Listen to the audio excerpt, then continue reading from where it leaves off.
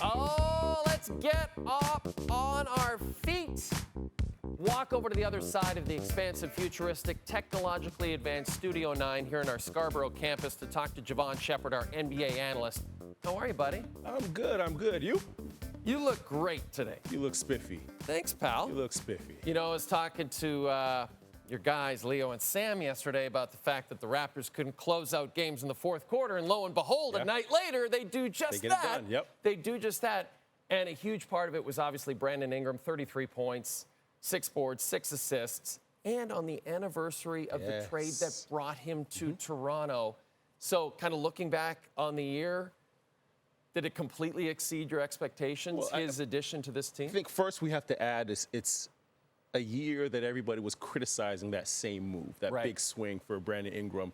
I think in terms of BI, he was everything and more than I expected, and better than advertised, because he also has made efforts on the defensive end of the floor.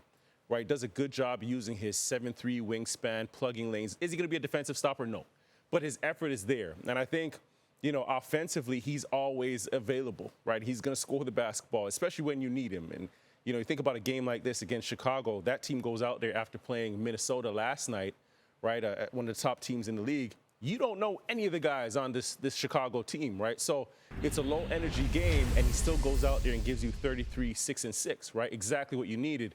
And it just signifies and is an example, prime example of what he does for you in the late shot clock, late fourth quarter, and you know, in times where you just need a bucket. So that's been his role. But I think he definitely should have been an all-star.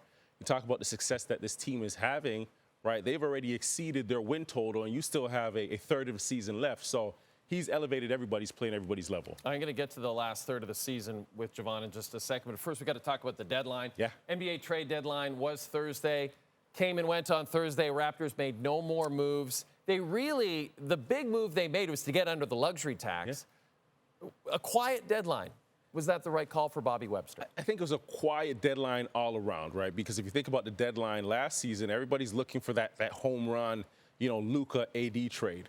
Well, guess what? The Toronto Raptors made their home run swing last season acquiring Brandon Ingram. I think, you know, the keys this year were, one, to get under the luxury tax, and they did that. But then secondly, it's to start to get some balance on this roster. And I think, you know, Trace Davis-Jackson is a really good complement and fit for this team, because you look at his numbers and no, they don't wow you, they don't stand out to you, they don't pop out to you.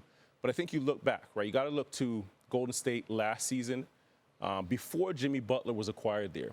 He was playing significant minutes, and he's a lob threat. He's a guy that has some size. He's going to be in the dunker spot. He's, you know, going to be active on the defensive end of the floor. And if you do get Pirtle back in the near future, I think it's a perfect complement. Now you don't have to overexert CMB, Mamu, you know, Scotty playing small ball 5, and you have some size, you have some size, some optionality, some flexibility if you're Coach Darko. So I really like the move. I think, you know, Bobby got a steal from the Bay, because it only cost you a second-round pick, and, you know, slow progress is better than no progress, and I think that's what the Toronto Raptors did here. But there were other Eastern Conference teams that did make moves, significant ones for them anyway. So what are your expectations for the Raptors? We said it, about 29 games to go in the regular season. What are your expectations for playoffs? This team? Yeah. It's got to be playoffs, right? I think they've set a new bar, new expectation, and if you're looking at this team and the success that they have had thus far, they're taking care of the games that they're supposed to. Now, that next step is for them to start beating teams that are better than them, right? They're 1-12 against teams that have better record.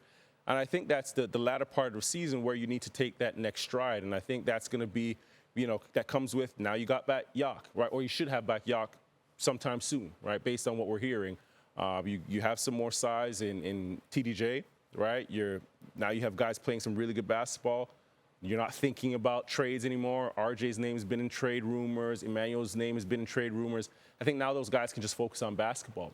The other step is also, you know, guys like Jamal, Shed, and Emmanuel quickly, I think they can also take a leap in terms of like game management, right? And possession management, especially in fourth quarters. So if they grow there, I would love, you know, for CP3 to put on a Raptors jersey and just mentor those guys. It would be kind of cool. But we're probably not going to get that. But I think No. those guys, if they take a leap at the most important position on the floor, now we're talking about a team that's not just a playoff team, but that can really make a push in a fight in that first round of a playoff series. Well, an old friend, they'll see him on Sunday. Pascal Siakam and the Indiana Pacers.